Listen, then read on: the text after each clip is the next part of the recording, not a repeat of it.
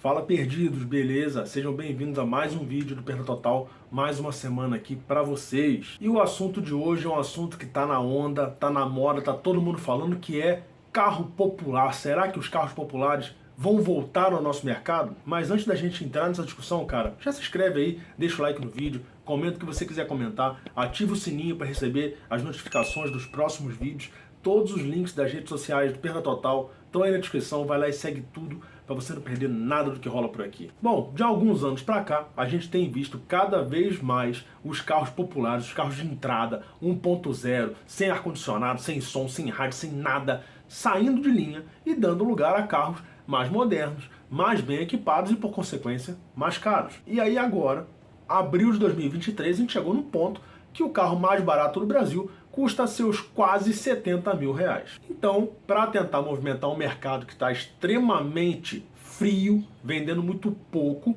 começou um zum, um boatinho, aquele rumor que o governo vai dar incentivos para a volta do carro popular. Mas será que é daquele jeito que a gente lembra? Então, para você que saiu da caverna ontem de manhã, o carro popular, como a gente conhecia até uns 4, 5 anos atrás, ele nasceu lá no início dos anos 90 com um incentivo, um descontinho no imposto para os carros com motor 1.0. Com isso, Fiat Uno, Fiat Palio, Chevrolet Corsa, Chevrolet Celta, Ford Ka, Ford Fiesta, Volkswagen Gol nadaram aí nessa onda durante muitos e muitos anos e era o carro da galera, o carro do cara que eu comprando agora o primeiro carro, o carro de frota, o carro do cara que só queria um meio de locomoção e estava todo mundo bem feliz. E aí no finalzinho ali dos anos 2000, a oferta de crédito aumentou muito. O governo deu isenção no IPI para carros nacionais, taxou os importados, aumentou um pouco o imposto em cima dos importados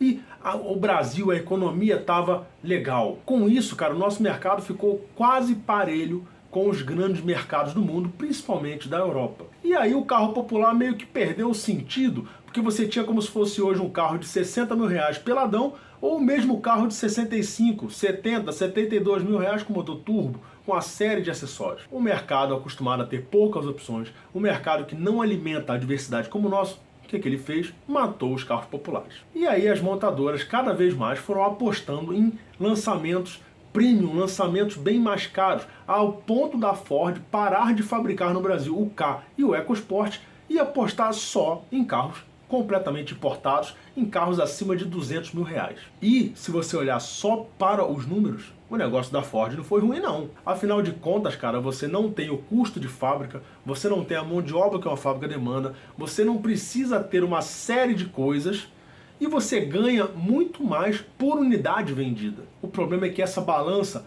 lucro, unidade vendida, ela não se sustenta durante muito tempo se você não tem a base do mercado forte para pagar a conta. Resumindo, cara, se você vende só carro premium, você vende menos, mas você ganha mais por unidade vendida. Se você vende só carro popular, você ganha menos por unidade vendida, mas ganha muito mais no volume de vendas. E o que aconteceu é que a parte de cima da pirâmide foi crescendo e a parte de baixo que sustenta tudo foi diminuindo cada vez mais e chegamos aonde nós estamos hoje. E isso aliado à crise que aconteceu aqui no Brasil de 2014 para frente e a pandemia deu um gelo no mercado a ponto de várias montadoras darem férias coletivas aí de 2, 3 meses. Com tudo isso, agora começou esse movimento que parece que está realmente acontecendo, envolvendo montadoras e governo, e todos os jornalistas, toda a mídia que escreve sobre isso diz que uma das montadoras mais interessadas nesse movimento seria a Stellantis, que hoje no Brasil tem praticamente 3 representantes que poderiam vender carros populares, que é a Fiat, a Citroën e a Peugeot.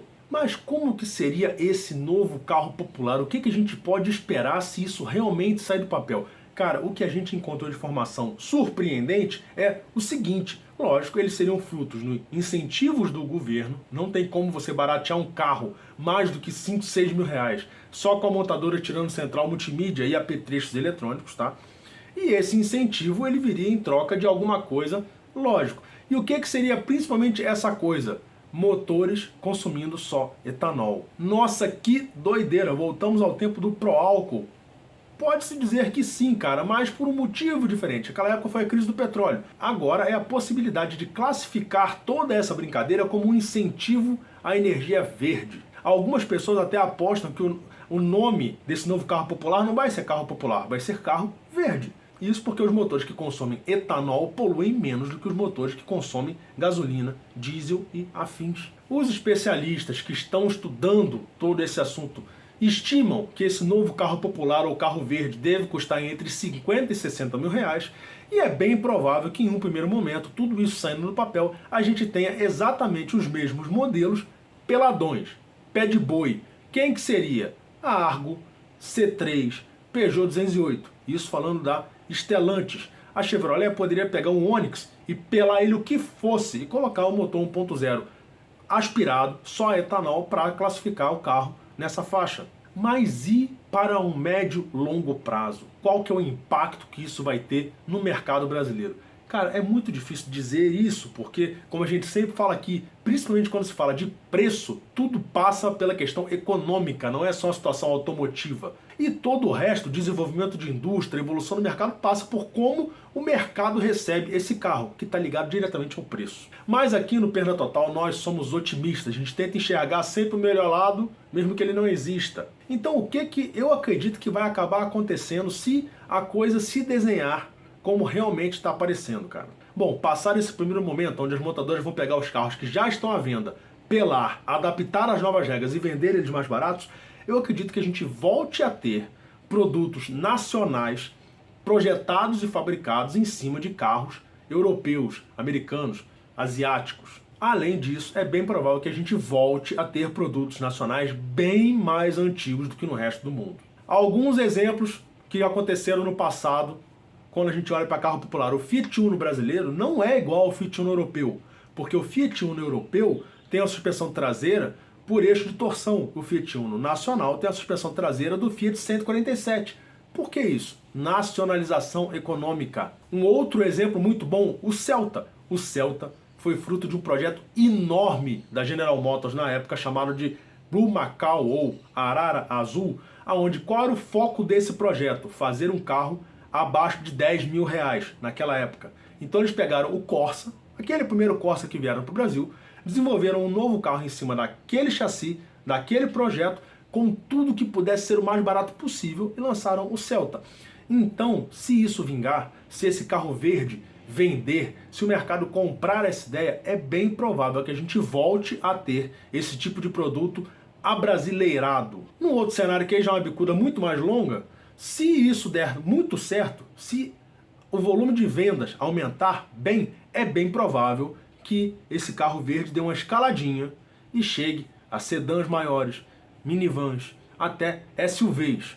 Qual que seria a diferença? Motor aspirado, movido só a etanol, sem central multimídia, sem uma série de coisas que hoje são praticamente obrigatórias nos carros. E aí a gente fica no meio disso tudo só pensando assim, meu Deus, será que eu pagaria 110 mil reais num T-Cross com motor 1.6 EA211 aspirado? Ou será que eu pagaria 85 mil reais, 90 mil reais em uma Spin com motor 1.8 a etanol? E olhando para o que é mais provável que aconteça, você pagaria 50 mil reais em um Citroën C3 com motor Firefly movido só a etanol? Bom, independente da nossa vontade, é bem provável que isso aconteça, é bem provável que isso dê certo, e como eu disse, a gente tem que tentar enxergar o lado positivo de tudo, né? Vamos torcer para o mercado voltar a ficar aquecido, porque tem muita gente que está com emprego dependendo disso daí, cara.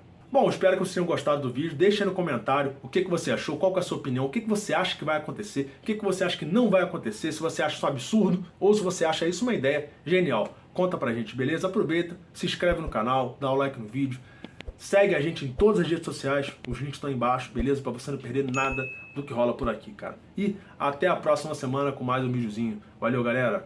Fui!